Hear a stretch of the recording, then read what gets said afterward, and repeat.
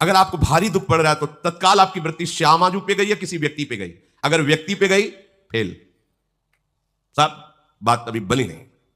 सीधे केवल श्यामाजू के चल, राधा राधा राधा। अब क्या होगा भैया? हम तो नहीं जानते, श्री जी के सिवा हमारा कोई परिचय वाला नहीं और कोई पावर नहीं, हमारी श्री जी है, श्री जी के सिवा कोई नहीं। यही सुई आनी चाहिए। आप बराबर स्मरण नहीं कर रहे, अंतर में आपके बैठा है श्री जी के सिवा मेरा कोई नहीं।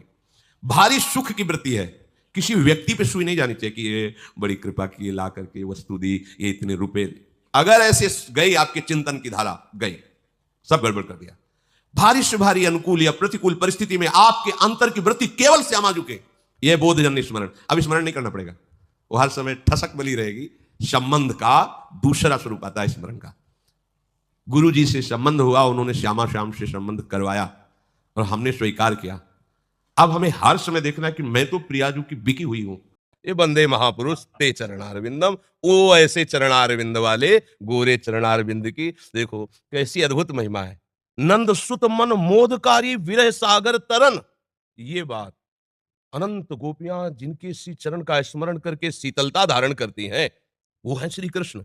और श्री कृष्ण हृदयर्पितम मधुपते स्मरताप मुग्रम निर्वापयत परम शीतल मास्त्रयामी, जिनके हृदय की शीतलता लाडली के श्री चरणों को स्थापित करने से होती, वो हमारे गोरे चरण। नंद सुत मन मोदकारी विरह सागर तरन, दास परमानंद छीन छीन श्याम जिनकी, ये कहीं नहीं मिलेगा। आगम निगम पुराण अगोचर, ये सहज माधुरी रूप निधिम अनभय आनंद कंद में, ये निज संपत्ति वृंदावन बिहारिणी बिहारी जो ब्रजवासियों की है, रसिकों की है, रजोपसेवी जनों की है। तो अहोभाग्य है कि ऐसे अभी जन विराजमान है कि बाहर जाकर राधा नाम, रास, भगवद यश का गान करते हैं तो उनके कानों में लोभ जागृत होता है। अगर हमको रास का परिचय न मिला होता बाहर से तो लोभ कैसे जागृत होता है? वहां देखा, अब ये तो जीवन बन गया, इसके बिना जी नहीं सकते, घसीट लिया। ये महापुरुष जन जा जा करके राधा नाम, भगवद यश गान करते, जगत मंगल करते हैं, जगत मंगल। जिस दिन ये बंद हो जाएगा उस दिन जो धुआं उठ रहा है ना, वो ज्वाला बन जाएगी, सुरक्षित कोई नहीं रहेगा। ये जो भगवत यश गान हो रहा है, जो भगवत प्रेमी महात्मा जन निरंतर नाम जप कर रहे हैं, भगवत यश चिंतन कर रहे हैं, लीला चिंतन कर रहे हैं, उनसे सबका मंगल हो रहा है, लोग नहीं जानते हैं। ये जो अशुभ है ये भस्म होता रहता है उनकी वाणी से, उनके चिंतन से, उनकी शरीर से स्पर्श की हुई वायु से। और जिस दिन ये मंगल बंद हुआ, ज्यादा दिन नहीं चलेगा, ये भी शास्त्रों के प्रति श्रद्धाएं कम होती चली जा रही हैं, संतों के प्रति ऐसे आचरण व्यक्त हो गए कि अश्रद्धा ही बढ़ रही है आगे चल करके। ये जैसे अब देखो अपनी जो पूर्व रास पद्धति थी, धीरे धीरे ऐसे सीरियल चल रहे हैं, ऐसी लीलाएं, कौन उनको देखे? उनको तो भावुक जन पान करते हैं ना, ब्रजवासी बालक भगवत स्वरूप में। वो बस इतना ही, उनके प्रीतम का जस गाओगे तो श्री जी आपको दुलार करेंगे। अच्छा, प्रीतम के यश गाने के लिए देखो, हमारा तुम्हारा शरीर स्त्री पुरुष का हो सकता है, लेकिन हम सब भगवद अंश हैं। हम ना स्त्री है ना पुरुष है, हम प्रभु के जन हैं। हमारा जन्म सिद्ध अधिकार है अपने प्रीतम का यश गाना, प्रीतम के गुणगान करके खुद मस्त रहना, और जो सानिध्य में आ जाए उसको मस्त रखना। पर उसमें हम कहीं नहीं, ये सब मेरे प्रीतम का विधान है, हम कहीं नहीं। अगर जहां हम हैं तो वहां फिर गिरना है, और जहां प्रीतम है तो वहां गोद में हम हैं। फिर कहीं कोई त्रिभुवन में कोई परास्त नहीं कर सकता। बस ध्यान देना है कि ये जो संस्कृति का मूल चक्र चल रहा है त्रिगुणात्मिका माया का, ये अहम से चल रहा है। जो अहम है देहाभिमान, इसी से चल रहा है।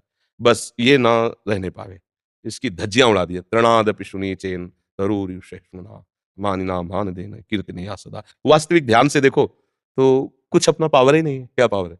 जब हम एक श्वास स्वेच्छा से नहीं ले सकते, एक रोम भी हम स्थित नहीं कर सकते, तो हम किसी को भगवत मार्ग में कैसे लगा पाएंगे? नहीं तो प्रवचन करना, भगवत उपदेश करना, ये बहुत खतरे से खेलना है।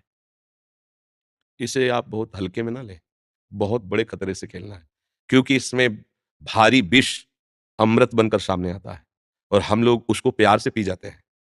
श्रीपाद प्रबोधानंद जी, सम्मानम कलयाति घोर गरलम, सम्मान क्या है? घोर गरल। जब हम भगवत यश गाते हैं तो भगवत संबंध से ये सब भगवत स्वरूप जन सम्मान देते हैं, जय बोलते हैं, हमारे हमारे सामने झुकते हैं, तो हमें गर्व आता है कि हमारा सम्मान हो रहा है। ये हम क्या करते हैं? विष को पी, वो विष की सिवई पी सकता है, दूसरा नहीं। विष को पिया, पूरी नस नाड़ियों में फैल गया, अब रस नहीं रह गया, अब केवल दम्भ रह गया, नाटक रह गया। जीवन श्री कृष्ण से विलग हो जाता है, सच्चिदानंद मार्ग से भ्रमित हो जाता है। इसीलिए ये प्रवचन करना, उपदेश करना, भगवत कथा करना यंत्रवत, यंत्रवत होना चाहिए। अपनी सामर्थ्य बिल्कुल नहीं है, हमारे प्रभु बुलवा रहे हैं, हमारे प्रभु करवा रहे हैं।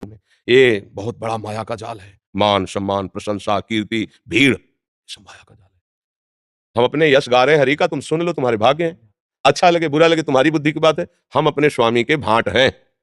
सूतबंदीजन कैसे होते? स्वामी का यश गाते। हम अपने स्वामी के भांट हैं, अपने स्वामी के सेवक हैं, अपने स्वामी के सूतबंदीजन जैसे नहीं, तो हम अपने महाराज का यश गा रहे हैं, लाडली लाल प्रिया का। तुम्हारा सौभाग्य है, सुन लो। तुम्हारा अगर भाव बनता है तो प्रणाम करो। मालिक कोई भाट को प्रणाम करता है क्या?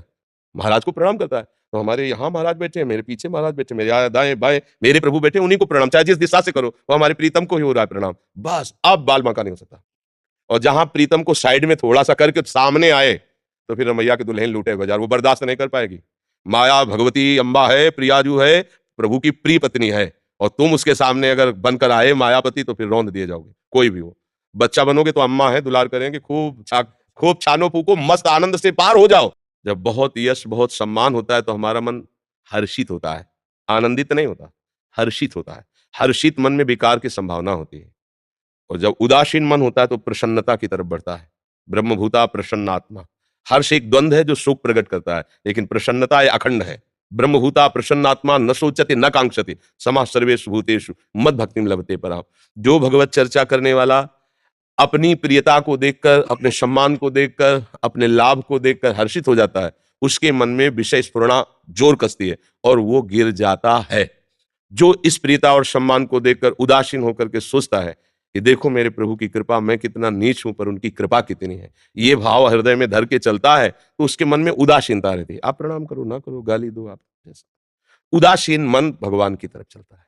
इसलिए उदासीन अति रही गोसाई, क्योंकि आपने जानबूझ करके धर्म पर आपने ठोकर लगाई है तो अधर्म आपको बख्शेगा नहीं, मिट्टी में मिला देगा। पर यह बात अभी समझ में नहीं आती, क्योंकि पूर्व के सुकृत काम कर रहे हैं, उनको नष्ट होने दो, वर्तमान का दुष्कृत और पूर्व का दुष्कृत मिलने दो। ऐसा बम ब्लास्ट होगा कि आपको कोई बचा ही नहीं सकता। जैसे लगता है ना वो पाप कर रहे हैं, बड़े आनंद से हैं, बड़े सुखी हैं, पूर्व का सुकृत उनका नष्ट हो रहा है, जो उनके कुकर्म को बचाव पक्ष में ले जा सकता था, पहले वो नष्ट होने दो, फिर ये कुकर्म और पीछे का जो दुष्कृत जमा है उसको मिलने दो, फिर आप देख लेना मिटिया मिट हो जाएगा।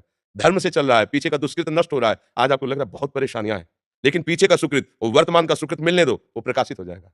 इसलिए बहुत तस्मात् शास्त्रम प्रमाणम ते कार्याकार्यो व्यवस्थित हो, शास्त्र के अनुसार ही कार्य करना चाहिए, धर्म के अनुसार करना। रुपया कोई बल नहीं होता, धर्म बल होता है। धर्म से चलोगे तो भगवान ही धर्म की रचना करने वाले हैं, तो भगवान ही धर्मात्माओं की रक्षा भी करते हैं। भगवान कहते हैं ना, धर्म संस्थापनार्थाय संभवाम युगे युगे। हम कहते हैं हर सेकंड में, युग युग तो बहुत दूर है, हर सेकंड में तुम्हारे साथ है। आप धर्म से चल के तो देखो, विविध रूपों में आकर वो आपकी रक्षा करेंगे, आपका सहयोग करेंगे। सभा में बैठ करके सबको प्रियजन की तरह बर्ताव करें, एकांत में कभी भी किसी से न मिले। जो संबंध हमारा जिससे है उसके अलावा एकांत अगर प्रवचन करता, भगवत वार्ता करने वाले का पवित्र रहेगा तो जीवन निष्कलंक और निर्विकार होता हुआ भगवान को प्राप्त होगा। एकांत में बेहोशी ना आने पावे। जैसे सभा में सावधान, ऐसे एकांत में उससे 100 गुना सावधान। अंदर की दुष्प्रवृत्ति का संग नहीं, बाहर के किसी व्यक्ति का संग नहीं। एकांत पवित्र तो जीवन निष्कलंक निर्विकार, भगवत प्राप्ति सहज में हो जाएगी। भगवत यश गाने वाले को भगवत प्राप्ति करने के लिए और कोई साधन की आवश्यकता नहीं, समर्थ है। महामोह का भंजन करके भगवत चरणारविंद में प्रीति पैदा करना, ये भगवत यश का प्रभाव होता है। रत्नावती जी ने और कोई साधन नहीं, केवल दासी के श्रीमुख से सुना हुआ भगवान नाम महिमा और भगवत चिंतन महाभक्त भूप हो गई। मथुरा की ब्राह्मणियों का कोई साधन नहीं, केवल मालिनी वृंदावन की जाके भगवत यश गाती, उसी के प्रभाव से भगवत साक्षात्कार किया। केवल भगवत यश गायन श्रवण मात्र से भगवत प्राप्ति निश्चित, बस बात इतनी सावधानी।